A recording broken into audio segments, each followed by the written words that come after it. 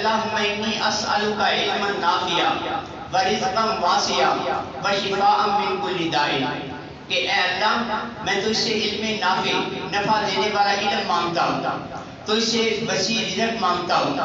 اور تجھ سے ہر بیماری کی شفا مانگتا ہوں۔ تو گویا وہاں جانے کی وجہ سے اللہ یہ چیزیں ویسے بھی عطا کرتی ہیں،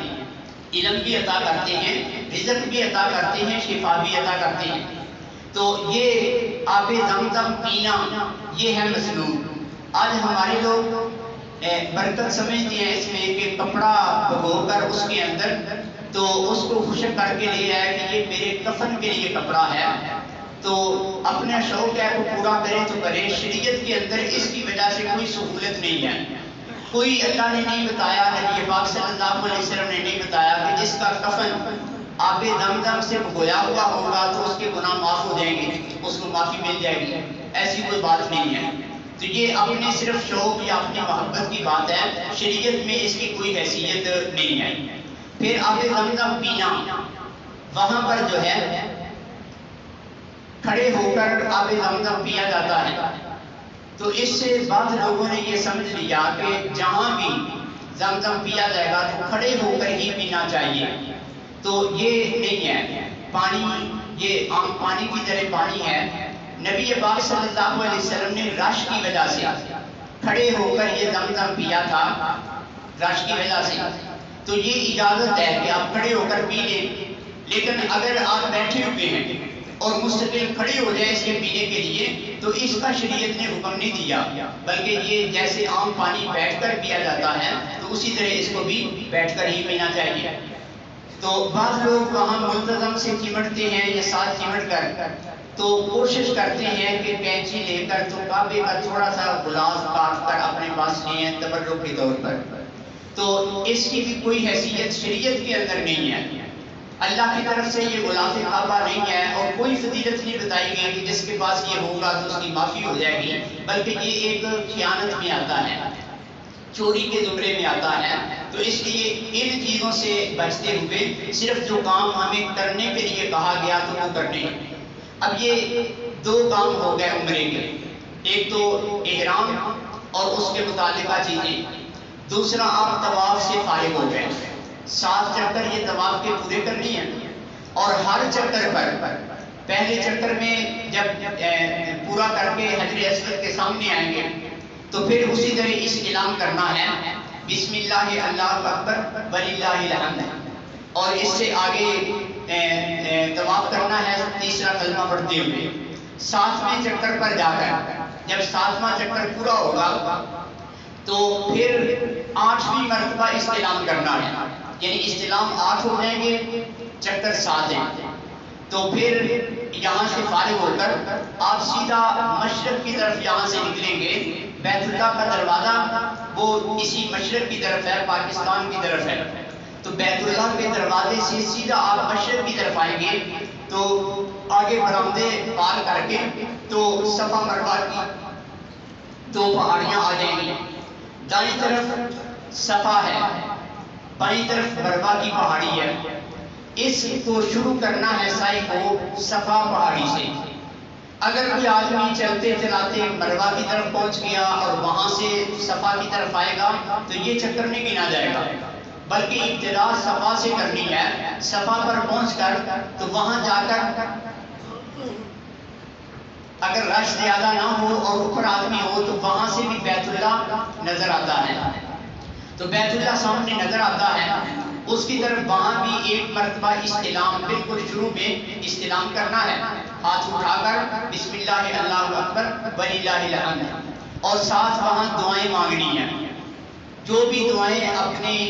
ضرورت کی، کام کی، اپنی زبان میں عربی میں وہاں دعائیں مانگنی ہیں، اور دعائیں مانگنے کے بعد وہاں سے چلنا ہے مروہ کی طرف۔ اب یہ صفا سے مروہ ایک چکر، پھر مروہ سے صفا دوسرا چکر، یہ اس طرح ہے، اسی لیے اس کو سعی کہتے ہیں۔ طواف اس چکر کو کہتے ہیں کہ جہاں سے شروع ہو وہاں آگے پورا ہو تو اس کو طواف کہتے ہیں، اور سعی کہتے ہیں سیدھا دوڑنا، تو صفا سے سیدھا مروہ کی طرف جائیں گے، یہ ایک چکر پورا ہو گیا۔ بعض لوگ اس میں غلطی کرتی ہیں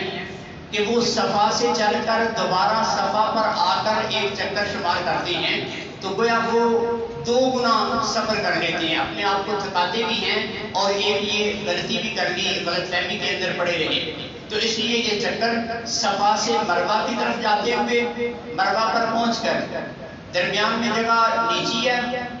آگے مروہ پہاڑی پھر تھوڑی اونچائی پر ہے، تو مروہ پر پہنچ کر وہاں جا کر پھر رکنا ہے، پھر بیت اللہ کی طرف منہ کر کے دعائیں مانگنی ہے اور پھر وہاں سے واپس صفا کی طرف آنا ہے۔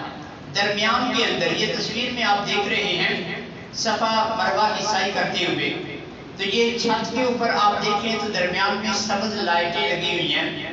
تو ان کا ایک طرف کنارہ نظر آ رہا ہے، دوسرا جدھر سے یہ جا رہے ہیں پچھلی طرف ہے، تو یہ اتنا سا حصہ جہاں وہ سبز لائٹیں لگی ہوئی ہیں، نیچے زمین پر بھی پٹی ہے، اوپر بھی یہ سبز لائٹیں ہیں، تو یہاں پر تیزی کے ساتھ دوڑنا یہ مسنون ہے۔ حضرت حاجرہ رضی اللہ تعالی عنہ ان کا یہ طریقہ ہے، ان کی یہ ادا ہے کہ وہ اپنے بیٹے کی پریشانی کی وجہ سے اس کو پانی ڈھونڈنے کے لیے وہاں بے چینی سے دوڑی تھی، کیونکہ یہاں سے وہ جگہ نظر نہیں آتی تھی جہاں بیت اللہ ہے، جہاں حضرت اسماعیل علیہ السلام ہے، تو اس لیے دوڑ کر آگے پہاڑی کے اوپر جا کر دوسری طرف دیکھا، تو ان کا یہ دوڑ کر چلنا اللہ کو ایسا محبوب اور پسند ہے کہ سب کے لیے اس کو مسنون کر دیا اور اس ادا کو قیامت تک کے لیے جاری و ساری رکھ لیا۔ تو بعض لوگ یہ کہتے ہیں، کتابوں میں لکھا ہوا ہے کہ یہ حکم بھی صرف مردوں کے لیے ہے، لیکن علامہ نیلوی رحمہ اللہ تعالی وہ فرماتے تھے کہ یہ جس کی ادا ہے وہ تو عورت تھی، ایک عورت اس طرح بھاگی تو اس کے بھاگنے کی ادا کو اللہ نے زندہ رکھا، تو اس لیے یہ حکم صرف مردوں کے لیے نہیں بلکہ عورتوں مردوں سب کے لیے یہ ہونا چاہیے۔ تو خیر یہ کوئی ضروری نہیں، کوئی دوڑ سکتا ہے ٹھیک، نہیں دوڑ سکتا تو کوئی بات نہیں، یہ ایک مسنون کام ہے جو ان کی ادا کو اللہ نے زندہ رکھا۔ تو یہ صفا مروہ کی سعی صفا سے شروع ہوگی اور مروہ پر جا کر یہ 7 چکر پورے ہوں گے، تو اس طرح جو ہے وہ یہ صفا مروہ کی سعی کرنی ہے۔ اور اس کے دوران صفا مروہ کے دوران بھی اللہم اغفر ورحم وانت الاعز الاکرم یہ دعا پڑھنی مسنون ہے، اگر کسی کو یاد ہے تو یہ پڑھ لے، نہیں تو اپنی زبان کے اندر جو دعائیں بھی پڑھنا چاہے وہ پڑھ سکتا ہے۔ تو صفا مروہ کی سعی کر کے تو اس کے بعد آخری کام وہ ہے سر منڈوانا، سر منڈوانا یا بال کٹوانا۔ عورتوں کے لیے سر منڈوانا نہیں بلکہ عورتوں کے لیے صرف ہر طرف سے ایک پورے کے برابر، پچھلی طرف سے بھی دائیں سے بائیں سے ایک پورے کے برابر بال جو ہے وہ کاٹ دینا، سارے بال یعنی اکٹھے کر کے تو آخر سے صرف ایک پورے کے برابر کاٹ دینا، یہی مسنون ہے، یہی کافی ہے۔ مردوں کے لیے بہتر یہ ہے کہ وہ سر منڈوائیں۔ نبی پاک صلی اللہ علیہ وسلم نے 3 مرتبہ دعا فرمائی ان لوگوں کے لیے جو سر منڈواتے ہیں۔ قرآن پاک نے پہلے ان کا ذکر کیا جو سر منڈواتے ہیں، تو یہ مسنون کام ہے۔ پھر اس میں سر منڈوانا حج میں ہو یا عمرے میں عبادت ہے، اللہ کی رضا کے لیے ہے، تو اس سے مسلمان بندہ اس کو یہ یاد رکھنا چاہیے کہ جو کام اللہ کی عبادت ہے وہ غیر اللہ کے لیے نہیں کیا جا سکتا۔ آج کل پیروں کے نام پر بھی دیکھا گیا کہ سارا لوگ منڈوا لیتے ہیں اور صرف ایک طرف یا دونوں طرف چھوٹی چھوٹی میڈیاں چھوڑ دیتے ہیں کہ یہ پیر صاحب کو راضی کرنے کے لیے۔ اگر وہاں جا کر رب کو راضی کرنے کے لیے سر منڈوانا یہ رب کی عبادت ہے، تو یہ کام اگر اللہ کے سوا کسی اور کے لیے کیا جائے گا تو یہ اوروں کی عبادت بن جائے گی۔ اب یہ کام کر کے تو آپ عمرے سے فارغ ہو گئے، اب احرام کی پابندیاں ختم، جتنے دن بھی باقی ہیں 8 ذی الحجہ تک، تو اس سے پہلے وہاں رہتے ہوئے سب سے عظیم کام وہ یہ ہے کہ بیت اللہ کا طواف کریں اور وہاں رہ کر نمازیں پڑھیں۔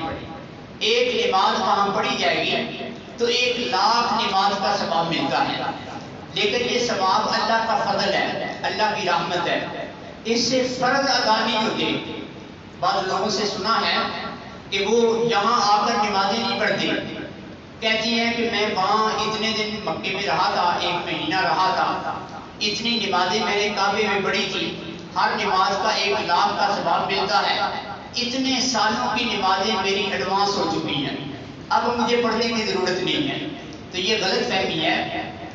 وہاں جتنا بھی اللہ اجر و ثواب عطا کرتے ہیں تو وہ ایک اللہ کا فضل، اس کی رحمت ہے۔ آنے والے وقت میں جو نماز فرض ہے اس کی کمی کو وہ پورا نہیں کر سکتی، اس لیے یہ نمازیں اپنی جگہ فرض ہیں۔ تو وہاں رہ کر سب سے عظیم کام نمازیں ادا کرنا اور وہاں طواف کرنا۔ نبی پاک صلی اللہ علیہ وسلم نے فرمایا کہ ہر لمحہ بیت اللہ پہ 120 رحمتیں نازل ہوتی ہیں، 120 رحمتیں برس رہی ہیں، اور 60 رحمتیں اس بندے پہ برستی ہیں جو طواف کر رہا ہے، 40 رحمتیں اس میں ہیں جو نفل ادا کر رہا ہے، 20 رحمتیں اس پہ برستی ہیں جو بیٹھ کر کعبے پہ نگاہ ڈال کے کعبے کو دیکھ رہا ہے۔ تو سب سے اعلیٰ کام وہاں جو ہے طواف کرنا ہے۔ اس لیے ہمارے کچھ لوگ زیارات کے لیے یا جو ہے وہ بازاروں میں شاپنگ کرنے کے لیے اتنا وقت لگا دیتے ہیں کہ نمازیں بھی اس میں گزر جاتی ہیں، طواف کا وقت بھی گزر جاتا ہے۔ تو اس لیے یہ کام بالکل نامناسب ہے اور غیر معقول ہے کہ جس مقصد کے لیے گئے ہیں اس مقصد کو چھوڑ کر اور چیزوں کے اندر اپنا وقت خرچ کرنا یہ غلط ہے۔ تو اس لیے عمرے سے فارغ ہو کر تو 8 ذی الحجہ تک درمیان میں طواف کرنا، وہاں پابندی سے نمازیں ادا کرنا، یہ ہماری ذمہ داری ہے اور یہ بہت بڑے اجر و ثواب کا باعث ہے۔ اب جب 8 تاریخ ہوگی تو 8 تاریخ کو سنت یہ ہے کہ نبی پاک صلی اللہ علیہ وسلم فجر کے بعد مینا کے اندر پہنچے، لیکن آج کل رش ہونے کی وجہ سے وہ 7 تاریخ کی رات کو ہی لوگوں کو وہاں لے جانا شروع کر دیتی ہے۔ تو چونکہ خود آدمی جائے تو پتہ نہیں کہ ہمارا خیمہ کہاں ہے، اس لیے ان کے ساتھ ہی چلے جائیں تو یہ بہتر ہے۔ خود اگر کوئی پیدل جانا چاہے، وہاں پہنچنا چاہے تو اس کے لیے مشکلات ہیں، تو اس میں کوئی حرج نہیں، اگر 8 تاریخ سے پہلے پہنچ گیا تو کوئی مسئلہ نہیں ہے، پہلے چلا جائے گا۔ تو سنت یہ ہے کہ 8 تاریخ کو فجر کے بعد مینا کے اندر پہنچنا ہے۔ اب وہاں پہنچنا، صرف وہاں ٹھہرنا، یہی حج کا حصہ ہے، یہ سنت ہے۔ یعنی اگر یہ رہ بھی جائے تو کوئی دم وغیرہ نہیں ہوتا، واجب رہ جائے تو پھر دم ہوتا ہے۔ اس حج کے اندر 3 کام ہیں جو بالکل فرض